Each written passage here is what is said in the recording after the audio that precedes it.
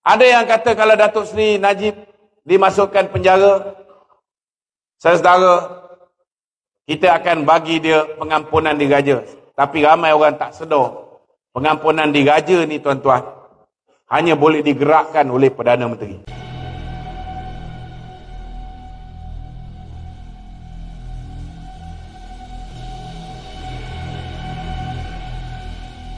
Hanya Perdana Menteri boleh gerakkan pengampunan diraja.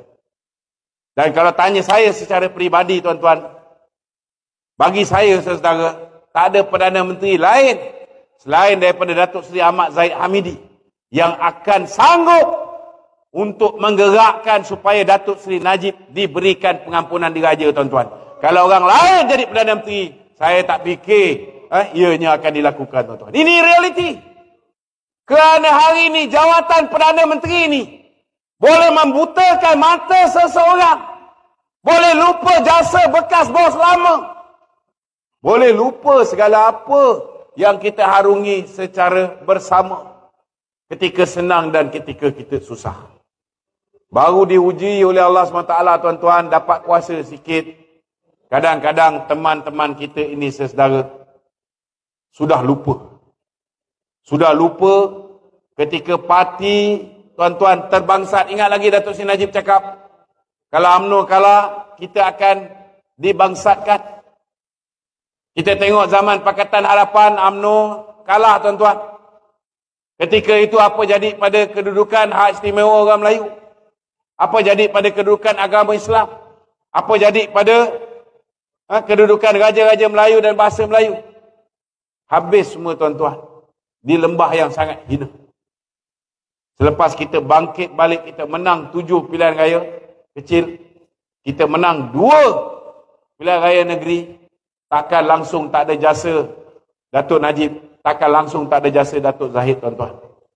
Tergamak kita lupakan benda ni, dan mereka nak hadap pilihan raya, dan kalau boleh lepas pilihan raya mereka nak kembali bersama dengan PAS, bersama dengan Bersatu. Kerana kalau mereka membentuk kerajaan secara bersendirian BN saja, mungkin orang tertentu tak boleh jadi Perdana Menteri. Tetapi kalau membentuk kerajaan bersama dengan PAS, bersama dengan Bersatu, siapa yang nak diangkat menjadi Perdana Menteri mesti dapat restu daripada PAS, mesti dapat restu daripada Bersatu. Siapa yang nak diangkat jadi timbalan Perdana Menteri, menteri-menteri kabinet, timbalan-timbalan menteri, mesti mendapat restu daripada Bersatu, daripada PAS. Tuan-tuan nak tengok benda ni berlaku lagi? Saudara, sejarah membuktikan tuan-tuan, bila Pakatan Harapan buat silap, PKR menang 49 kursi, dia patut jadi Perdana Menteri, tapi dia buat kerja bodoh. Dia angkat Tun Mahathir yang hanya ada 13 kursi jadi Perdana Menteri, dibantu oleh DAP yang ada 42 kursi, campur dengan 13 kursi Mahathir, 55 kursi. Dia lebih daripada PKR, dia jadi Perdana Menteri. Akibat dia apa tuan-tuan? Mahathir jadi Perdana Menteri, kerja dia tuan-tuan mencuri orang daripada UMNO, dia dapat 16 orang. Supaya parti dia lebih besar daripada parti Anwar Ibrahim, supaya kursi Perdana Menteri tak dipindahkan ke tangan Anwar Ibrahim. Bila kita berpakat pula dengan Bersatu, dengan PAS, kita buat kerja yang sama, kesilapan yang sama. Kita bagi peluang kepada Muhyiddin yang hanya ada 32 kursi. Kita masa tu ada lagi 42 kursi tuan-tuan, tapi kita bagi Muhyiddin menjadi Perdana Menteri. Timbalan Perdana Menteri pun dia tak bagi kita. Betul tak? Kementerian pun dia bagi Kementerian Cak Ayam. Kementerian yang seorang wanita nama Teo Bee Yin. Kementerian Sains, Teknologi, Tenaga dan Alam Sekitar. Satu kementerian dijaga oleh seorang wanita muda. Dia pecah 3. Satu dia bagi kepada Timbalan Presiden PAS. Timbalan Presiden PAS dapat Kementerian Alam Sekitar. Menteri bekas Ketua Pemuda UMNO, KJ, dapat Kementerian Mosti. Dan kemudian Samsul Anwar Nasrallah dapat Kementerian Tenaga. Bila time umum je, 3 orang ni datang di kementerian yang sama. Tak tahu siapa yang akan mengambil alih kementerian tu. Satu kementerian racik 3 bagi ke orang UMNO. Ini standard Muhyiddin layan kita, tuan-tuan. Itu sebab, saudara, saya cakap terus terang. Berpakat dengan musuh politik, kita punya politik tidak akan stabil.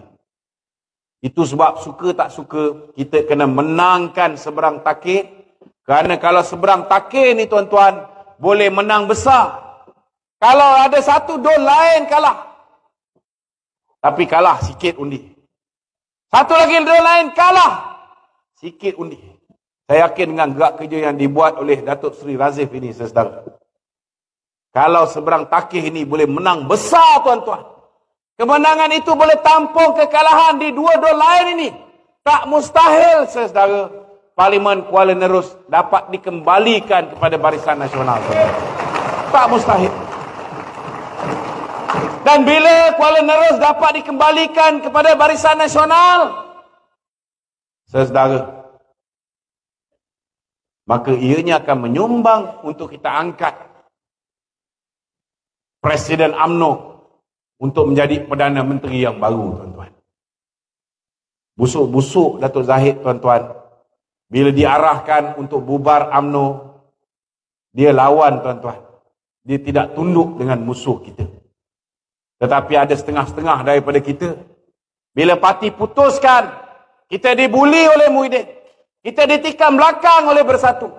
Tarik sokongan daripada Muhyiddin. Saudara, saya nak beritahu dengan tuan-tuan, peringkat awal daripada lebih kurang 42 ahli parlimen kita, hanya lebih kurang 15 orang saja yang sanggup tarik sokongan kepada Muhyiddin, tuan-tuan. Sampaikan Setiausaha Agung kita sendiri, yang satu ketika dahulu dah kalah pemilihan jawatan timbalan Presiden Parti, Datuk Zahid angkat menjadi Setiausaha Agung. Dia pun dah beralih kiblat, tuan-tuan, meletakkan taat setia dia bukan lagi pada Presiden UMNO, sudah bertukar menjadi kepada Presiden Bersatu. Itu sebabnya, saudara, dalam pemilihan yang akan datang, saudara, kita pastikan orang yang menjadi parasit-parasit, orang yang menjadi petualang yang membantu musuh, orang yang meninggalkan perjuangan dikala kita tewas, tuan-tuan, jangan kita benarkan menjadi pemimpin UMNO. Setuju ataupun tidak, tuan-tuan? Jangan setuju pada malam ni. Bila datang envelope warna putih, kita berubah fikiran. Boleh pastikan benda ni berlaku? Boleh pastikan orang yang kita pilih dalam pilihan raya yang akan datang, dalam pemilihan parti yang akan datang, ialah orang yang boleh menjaga parti kita, boleh menjaga kepentingan agama kita, boleh menjaga kepentingan rakyat kita, dan tidak akan lompat ke parti lain, membantu musuh lain, tak kira sama ada kita menang ataupun kita kalah. Ini sewajarnya menjadi tekad, tuan-tuan.